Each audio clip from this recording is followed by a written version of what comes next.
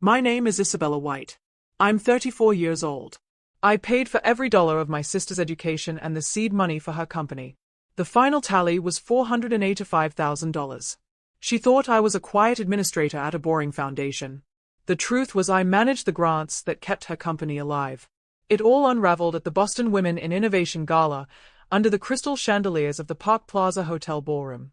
She didn't just lose her company. I made sure she lost the narrative. If you're watching this, subscribe and tell me the country you're watching from.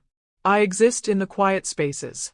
The hum of a server room, the scent of old paper in a records office, the satisfying click of a perfectly balanced spreadsheet. For most of my life, I was the background character. The responsible one.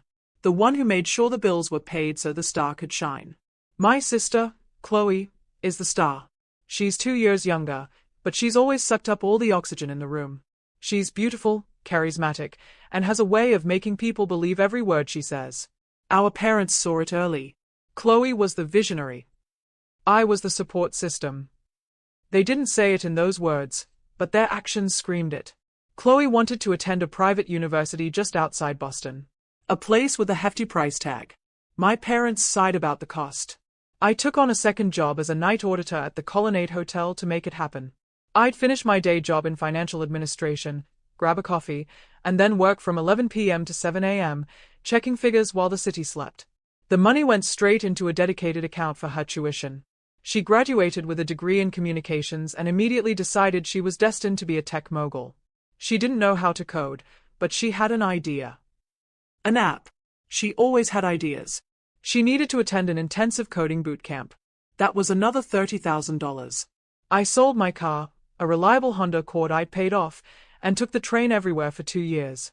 Then came the big one. Her startup. Auratech. She had a brilliant pitch about an AI-driven platform to enhance accessibility for the visually impaired. It was a noble cause, one that tugged at the heartstrings of investors. But before she could get to the big investors, she needed seed money. A lot of it. $300,000 for servers, initial salaries, and office space in the Seaport district. I had been saving my whole life. I lived in a tiny apartment in Somerville. I didn't take vacations. I bought my clothes from consignment shops. I had built a significant nest egg, planning for my own future. Chloe came to me with tears in her eyes and a business plan full of buzzwords. "This is it, Izzy," she'd said. "This is our chance. This will change everything for our family." I gave her everything. I drained my savings. I took out a personal loan against my own credit. My only condition was that she sign a formal loan agreement, drafted by a lawyer. It stipulated the terms of repayment and included a few standard clauses about default and misrepresentation. She laughed it off, signed it without a glance, and called me her angel investor. For the next few years, Auratech grew. Chloe was a master at securing funding, especially from philanthropic organizations that loved her mission. She was featured in local magazines. She became a minor celebrity in the Boston tech scene. And my role? I became her embarrassing older sister. She'd introduce me at family gatherings as, "This is Isabella. She pushes paper for some dusty old foundation." She'd say it with a pitying smile, as if my life was a charity case. "You wouldn't understand, Izzy. We move fast in the tech world. It's not like your slow, bureaucratic job." The job she was mocking was a senior compliance officer position at the New England Philanthropic Trust, or NEPT. It wasn't dusty. It was one of the most powerful charitable foundations on the East Coast, with an endowment in the billions. My job wasn't pushing paper. I was the gatekeeper. I audited major grantees. I reviewed their financial statements, ensured they were adhering to the strict covenants of their funding agreements, and I wrote the reports that determined whether their funding continued or was clawed back. I am an expert in finding the truth hidden in a balance sheet. A year ago, Chloe landed her biggest grant yet. $3 million from the New England Philanthropic Trust. She'd boasted about it for weeks, completely oblivious. She never once asked me for details about my job. She never connected the dots. To her, I was just boring Izzy, working my boring job, while she was out changing the world. The truth was, her entire operation was now under my jurisdiction. And I was about to read the fine print. The breaking point doesn't happen in a boardroom. It happens over lukewarm turkey and my mother's lumpy mashed potatoes. It's Thanksgiving. Chloe arrives late, sweeping in with her new boyfriend, a venture capitalist named Marcus who looks like he was assembled from a catalogue of expensive hobbies. The whole family fawns over them. Chloe is holding court, talking about her recent trip to a tech conference in Lisbon. Marcus is talking about Series B funding rounds. I'm quietly helping my mom clear the plates. My aunt asks me how work is going. Before I can answer, Chloe chimes in from across the table. "Oh, is it still over at that non-profit thing?" she says, waving a dismissive hand. "Counting paperclips and making sure the fossils who run it sign their checks correctly. It's stable, I guess. Someone has to do the boring jobs so people like me can innovate." Marcus chuckles. "Every empire needs its scribes, right?" The table laughs. My parents just smile, a little awkwardly, but they don't defend me. In their eyes, Chloe's success is the family's success. My contribution was just the kindling to start her fire. Now that it's roaring, the kindling is forgotten. I look at my sister. Her smile is bright, condescending. She sees me as a stepping stone she has already used. An ATM that has served its purpose. Something inside me doesn't break. It freezes. It turns to solid steel. The years of quiet sacrifice, the nights spent working, the vacations I never took, it all coalesces into a single, cold thought. Accountability. I don't say a word. I just nod, offer a thin smile, and continue clearing the table. But the plan is already forming. It's not a plan for emotional revenge. I'm not going to scream or cry. I'm going to do my job. I am going to conduct a full, by-the-book, comprehensive compliance audit on Auratech's $3 million grant from the New England Philanthropic Trust. The next Monday, I log into my system. I navigate to the active grants portal. I type Auratech. The file pops up.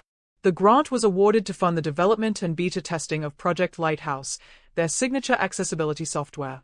The grant agreement is 87 pages long. I've read thousands of these. I know exactly where the teeth are. Schedule C, Section 4A, Use of Funds. It explicitly states that 100% of the grant money must be used for direct R&D, engineering salaries, and user testing related to Project Lighthouse. No funds are to be diverted for marketing, executive bonuses, or development of any other commercial product. Appendix B, Clause 7, Reporting Requirements. Auratech is required to submit quarterly financial reports, verified by a third-party accountant, detailing every single expenditure. And the most important part. Section 11, Clause 2, Material Breach and Clawback. If the grantee is found to be in material breach of the agreement, NEPT reserves the right to immediately terminate the grant, demand the return of all disbursed funds, and claim ownership of any intellectual property developed using those funds. Chloe thinks contracts are a formality. A nuisance. I know they are weapons. I open a new file on my secure drive. I label it Audit, Auratech. I draft the initial notification letter. It's formal, impersonal, and completely standard procedure for a new grantee of this size. It informs them that a routine compliance audit will commence in 10 business days and requests initial access to their financial reporting software and a list of all project-related vendors. I type Chloe's CFO's name in the recipient line. I CC her official company email. I pause for a moment, my finger hovering over the mouse. There is no going back from this. This isn't a family squabble anymore. This is a corporate action. I click send. My phone rings less than an hour later. The caller ID is Chloe. I let it go to voicemail. A few minutes later, a text. Chloe, did you sick your work on me? What is this audit crap? Call me. I don't respond. The protocol is clear. All communication during an audit must be conducted through official channels to maintain a clear record. My personal relationship with the CEO of a company under review is a liability I need to manage, not a connection to exploit. The next day, I receive a formal email from Auratech's CFO, a man named David Chen. It's polite, professional, and full of veiled annoyance. He states that they are, of course, happy to cooperate but that this audit seems unusually timed given their recent positive press. He assures me their books are in perfect order. I reply with a pre-written template, again, standard procedure.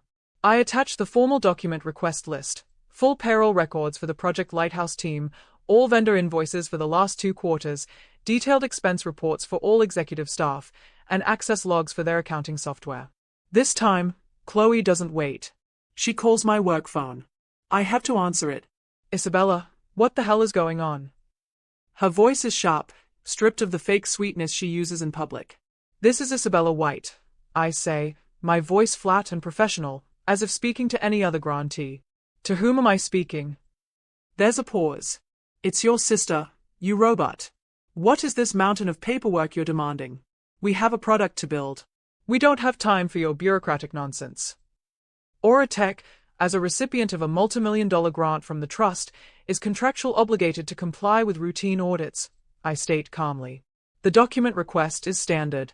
Please direct your CFO to cooperate with the process. Failure to provide the requested materials within the specified timeframe can be considered a breach of your grant agreement.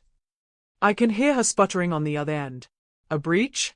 Are you threatening me? I will call your boss, Izzy. I know people on the board at NEPT. This will not look good for you. All I'm doing is my job, Chloe, I say. Please have Mr. Chen upload the documents to the secure portal by Friday. I hang up before she can respond. True to her word, she tries to go over my head. My director, a stern but fair woman named Eleanor Vance, calls me into her office that afternoon. Isabella, she says, getting straight to the point. I just had a very unpleasant call from Chloe White of Aurotech. She accused you of conducting a vindictive and personal audit against her company. I don't flinch. I look her in the eye. I have a personal relationship with Ms. White. She is my sister. That relationship is strained. However, the audit was triggered by their status as a new grantee with a significant funding award, which is standard protocol. Every action I have taken is by the book. All of our communication is logged. I have not used my personal phone or email. Eleanor studies me for a long moment. She's been doing this for 30 years. She can smell office politics from a mile away. Your work has always been impeccable, she says finally. And you're correct, this audit is warranted under our guidelines. But this is a conflict of interest. A perceived one, at the very least. I agree, I say. Which is why I've prepared this. I slide a folder across her desk. In it is a formal recusal request, but one with a condition. It states that due to the potential for a perceived conflict of interest, I am requesting that a co-auditor from our partner firm, Deloitte, be assigned to the case to work alongside me. This will ensure complete objectivity and transparency. Every finding will be co-signed. Eleanor reads it. A slow smile spreads across her face. It's a brilliant move. It protects me, protects the trust, and doubles the scrutiny on Aurotech. It turns Chloe's accusation of bias into the very reason for a more intense, more rigorous audit. Approved, she says. Send the notification to Aurotech. Let them know a team from Deloitte will be joining the review. When Chloe gets that notification, her fury will be eclipsed by a new feeling, fear. This just got much more serious. The boring paper pushers are bringing in the big guns. The initial document dump from Aurotech arrives on Friday at 4:59 p.m. It's messy and incomplete, a classic delay tactic. But even in the disorganized files, I find the first threads. There are expense reports from Chloe. A $2,000 dinner at a Michelin-starred restaurant in New York, listed as vendor meeting. The vendor is a fashion influencer. There are first-class flight upgrades, $500 a-night hotel rooms, and a receipt from a spa in Miami for a team wellness offsite. The only team member who attended was Chloe. These are small, sloppy breaches. A violation of the reasonable expenses clause. It's enough to send a warning letter and demand repayment. But I know this is just the smoke. I'm looking for the fire.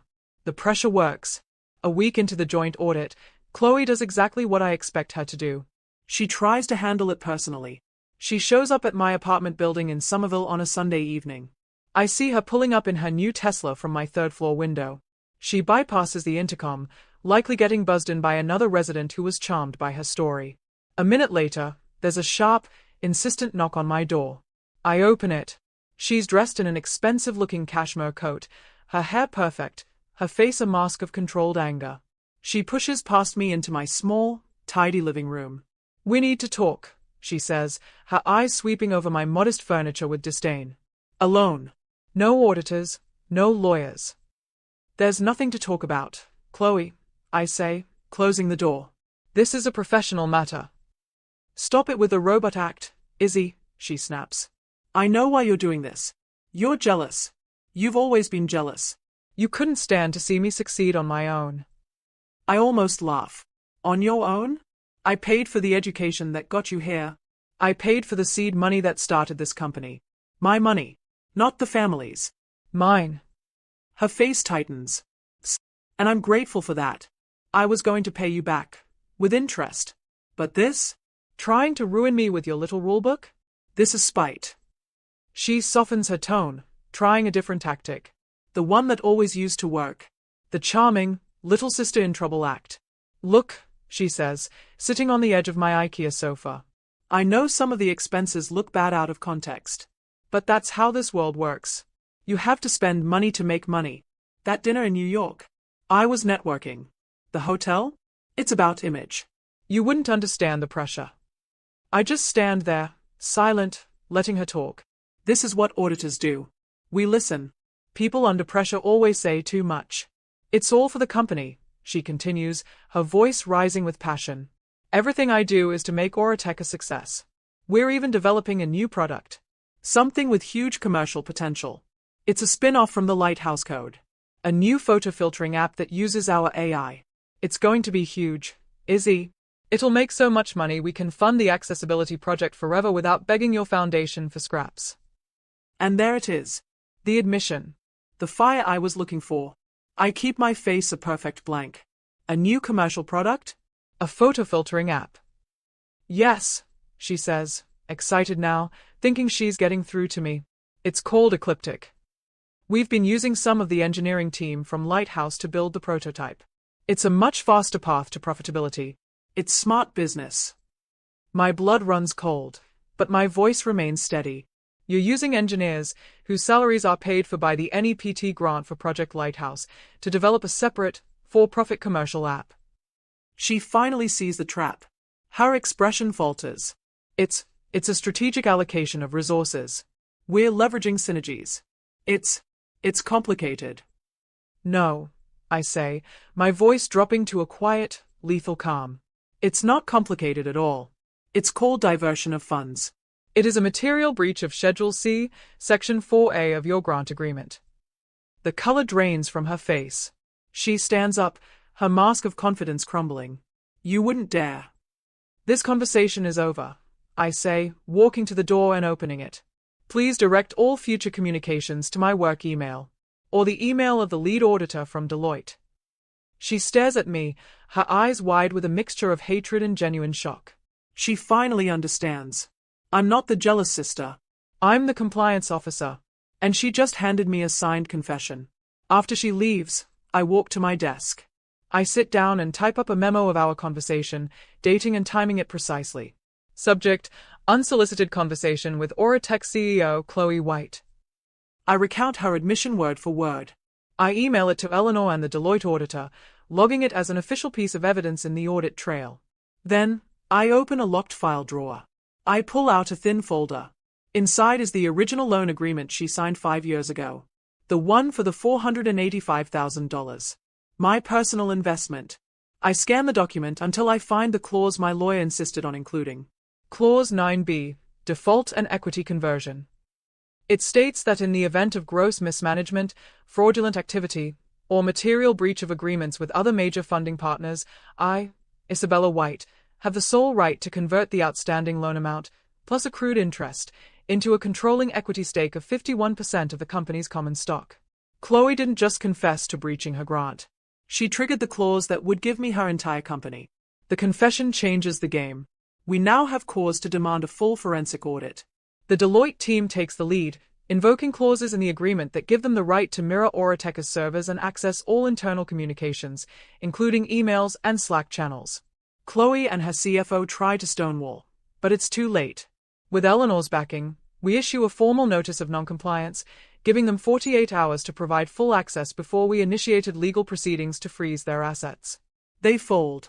What we find is worse than I imagined. It's not just a side project. Project Lighthouse, the accessibility app we funded, has been systematically neglected. The top engineers were reassigned months ago to the commercial photo filtering app, Ecliptic. Their salaries were still being paid out of the NEPT grant account. We find the invoices.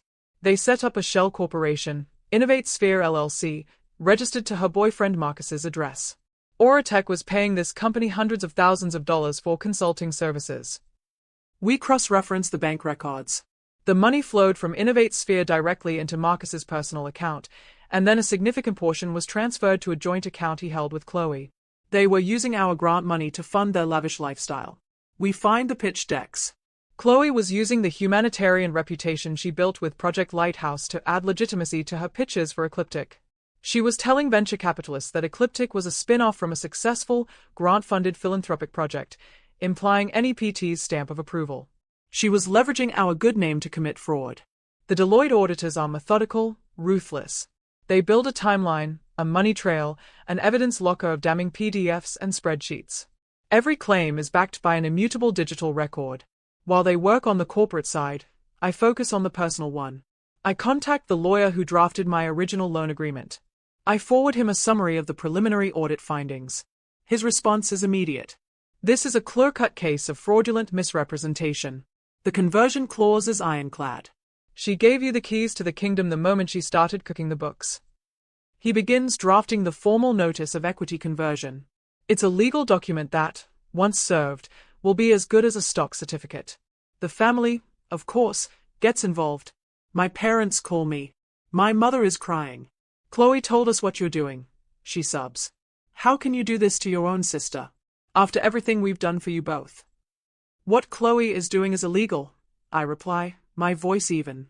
She is committing fraud against my employer, and she has squandered the life savings I gave her. It's just a misunderstanding, my father breaks in, his voice loud. You need to stop this, Isabella. Stop this now.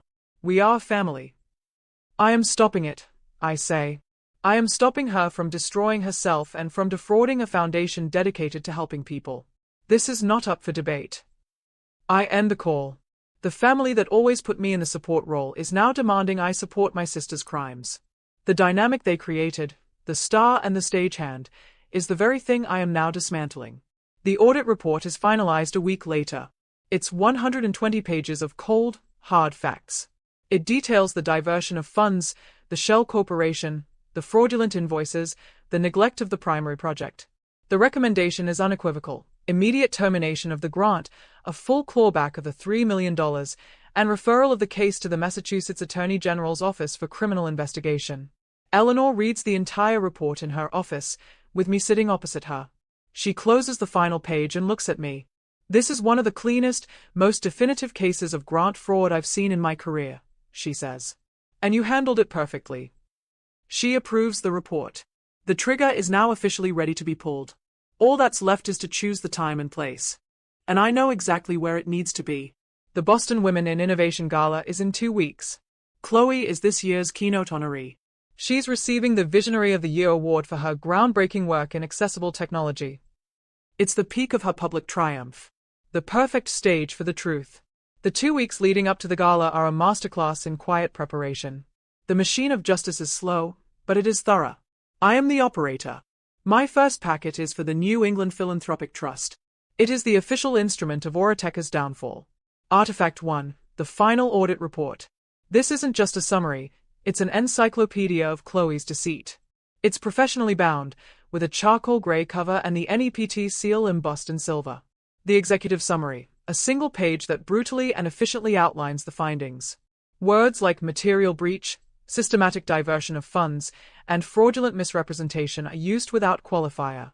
The money trail, a series of flowcharts created by the Deloitte team. They are clean, simple, and devastating. Arrows show the $3 million grant money flowing from NEPT to Oratec, then branching off. A thick red arrow points to the shell company, Innovate Sphere LLC.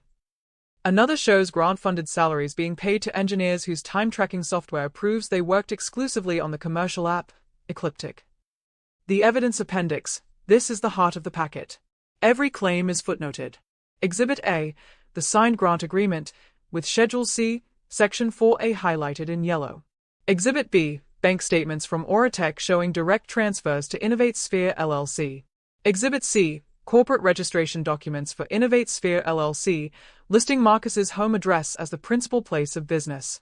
Exhibit D, internal emails, recovered from Orateka's servers, in which Chloe explicitly instructs her lead engineer to prioritize Ecliptic development and to keep the lighthouse work on the back burner. Exhibit E, A damning screenshot from the ecliptic pitch deck she'd been showing to VCs, which used the NEPT logo and falsely claimed the project was a proud partner of the New England Philanthropic Trust. This packet is a nuclear bomb of compliance. There is no defense against it. It will be delivered by a legal courier to Orateka's office the morning after the gala. But I will have a copy with me that night. My second packet is personal. It is the instrument of my victory. Artifact 2, the ownership conversion packet.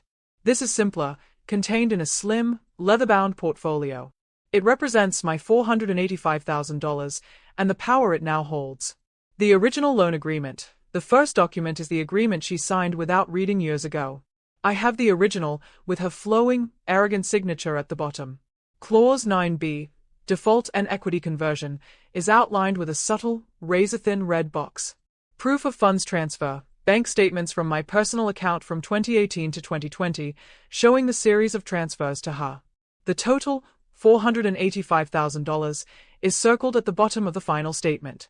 It is the physical proof of my sacrifice. The notice of conversion, a single, Heverstock page drafted by my lawyer. The language is formal and absolute. It reads, pursuant to Clause 9b of the loan agreement dated October 15, 2018, due to confirmed acts of fraudulent misrepresentation, the lender, Isabella White, hereby exercises her right to convert the full principal and accrued interest into a 51% controlling equity stake in Oratech Incorporated. This action is effective immediately. It is signed by me, my signature sharp and clear. I spend the evenings assembling these packets. It is a calming ritual. I am not destroying my sister. I am holding a mirror up to her actions. The audit report reflects her professional malfeasance. The conversion notice reflects her personal betrayal. The night before the gala, I lay out my outfit. It's a simple, elegant, dark blue dress. It's not flashy. It's the kind of dress worn by someone who doesn't need to be the center of attention. The kind of dress worn by someone who owns the room, not just rents it for the night. I place the two portfolios in my leather briefcase. They feel heavy. Not with paper, but with consequence. Chloe has spent her entire life chasing the spotlight. Tomorrow night, I'm going to make sure she finally gets it. The Park Plaza Hotel ballroom is a sea of shimmering gowns and tailored tuxedos. The air hums with the sound of champagne flutes clinking and the low roar of Boston's tech elite networking. I arrive alone. My name is on the list not as a guest of Oratech, but under my own title, Isabella White, New England Philanthropic Trust. NEPT is a primary sponsor of the gala. My seat is at the head table, right next to the podium. Chloe is across the room, holding court. She's wearing a glittering, silver dress that catches the light with every movement. She looks like a star. She sees me, and a flicker of confusion crosses her face. She probably assumes I'm here as her plus one, and she shoots me a look that says, "What are you doing at the sponsors' table?" I give her a small, polite nod and turn my attention to the person next to me, the event organizer. The dinner is a blur of speeches and presentations. I eat my salmon, I listen to the praise for the city's innovators. I am perfectly calm. This is my world. A world of order, process, and consequences. Finally, the main event. The host introduces Chloe for the Visionary of the Year award. A slickly produced video plays on the massive screens, showing Chloe speaking passionately about helping the visually impaired. It features testimonials from people talking about how Project Lighthouse will change their lives. It is a masterpiece of propaganda. Chloe glides onto the stage to thunderous applause. She takes the heavy glass award. She beams, letting the applause wash over her. Thank you so much, she begins, her voice thick with practiced emotion. When I started Oratech, I had a simple dream. To use technology not just for convenience, but for compassion. To build a bridge where there were walls. This award isn't for me. It's for the incredible team that works tirelessly on Project Lighthouse, and for every person waiting for the world to become a more accessible place. She talks for 10 minutes, weaving a narrative of struggle and triumph. She thanks her parents. She thanks her visionary partner, Marcus. She never mentions me. She ends her speech to a standing ovation. As she walks off the stage, radiant and triumphant, she makes her way back to her table, where her board members and Marcus are waiting to congratulate her. This is the moment. I stand up and walk toward her table.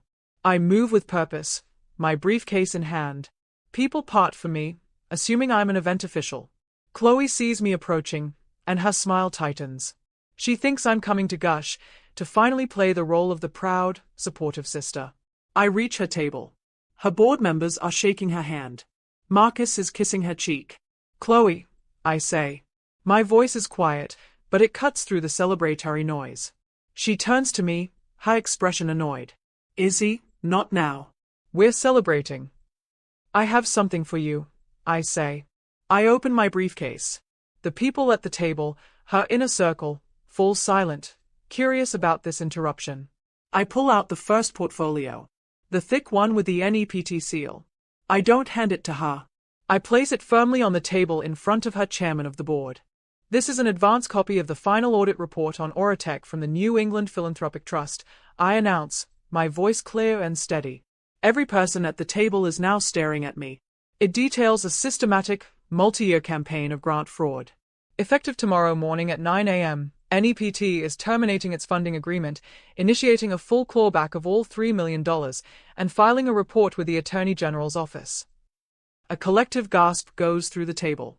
Chloe's face has gone as white as the tablecloth. Marcus looks like he's been punched in the gut. The chairman slowly reaches for the report, his face a grim mask. Chloe stands up, her voice a harsh whisper. "You're lying. This is insane. You're fired." "I don't work for you, Chloe," I say calmly. Then I reach into my briefcase again. I pull out the second, slimmer portfolio. This one, I hand directly to her. Her hands are shaking as she takes it. "And this," I say, my eyes locked on hers, "is personal." She fumbles it open. She sees the old loan agreement. She sees her own signature.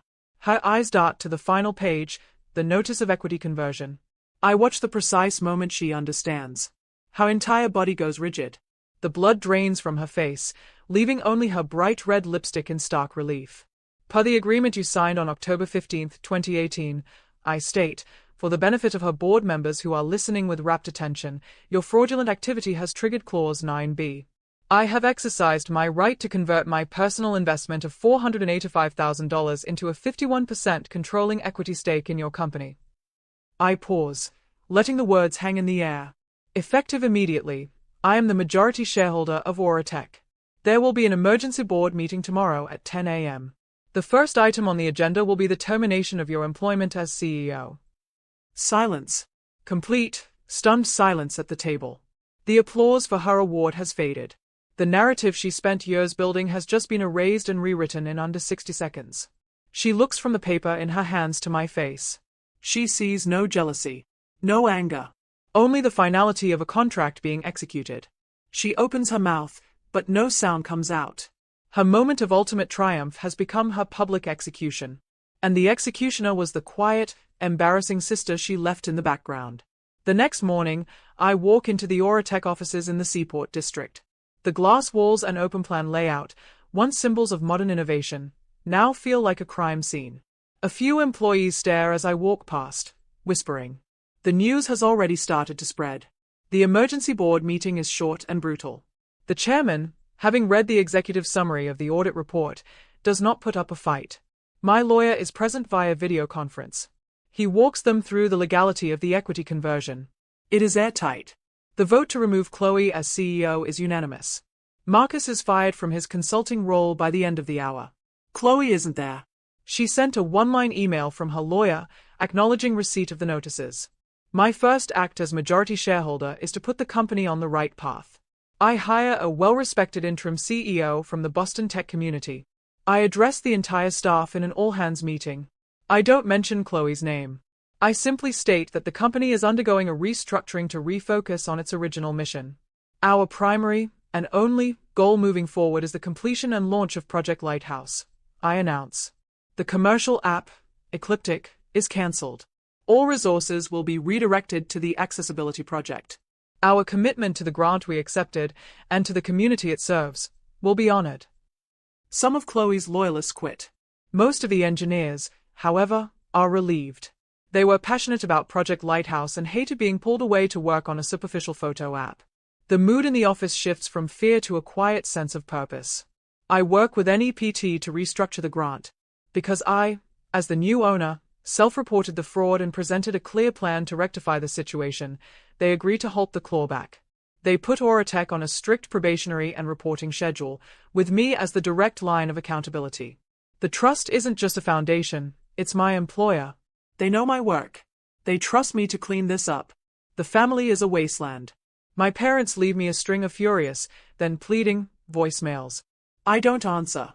I send them a single, encrypted email containing the executive summary of the audit and a copy of the invoices from the Shell Corporation. I write, "This is what Chloe did. She stole from a charity and she stole from me. My actions were a consequence of hers. There is nothing more to discuss." They never call me about it again. A few months later, Project Lighthouse has its official launch. It's a quiet affair, held at the Perkins School for the Blind. We invite leaders from accessibility groups and members of the visually impaired community. The app is a success. It works. It actually helps people. Seeing it in action, watching someone use it to navigate their world more easily, feels more rewarding than any award at a fancy gala. I never wanted to be a CEO. I never wanted to run a tech company. My power is in the structure, the rules, the fine print. I put a proper management team in place and take a seat on the board, overseeing compliance and strategy. My role is to ensure the company never loses its way again. I saw Chloe once more. I was walking near the public garden, and I saw her sitting on a bench. She looked smaller. The designer clothes were gone, replaced by jeans and a simple sweater. The charismatic fire in her eyes was gone. She looked ordinary. She saw me, and for a second, our eyes met. There was no anger, just a hollowed-out emptiness. She looked away first. I kept walking. I didn't feel triumph. I didn't feel pity. I felt balanced. The books were finally balanced. My sacrifice had been accounted for. The contract had been fulfilled. And I, the quiet sister, the background character, was finally the one who owned the story. Have you ever poured your heart, your time, or your money into someone else's dream, only to be taken for granted? To be made to feel small for the very stability you provided? It's a quiet kind of betrayal that eats at you over time. My story wasn't about a dramatic, screaming match. It was about the quiet power of holding people to their word, of making sure the promises they sign are promises they have to keep. Sometimes, the loudest statement you can make is to simply enforce the rules everyone else chose to ignore. Thank you for watching. If my story resonated with you, it would mean the world to me if you'd click the like button. Every single subscription helps this channel continue to tell stories like mine. Maybe it will give someone else out there the strength to pull out their own receipts. Subscribe, and I'll see you in the next one.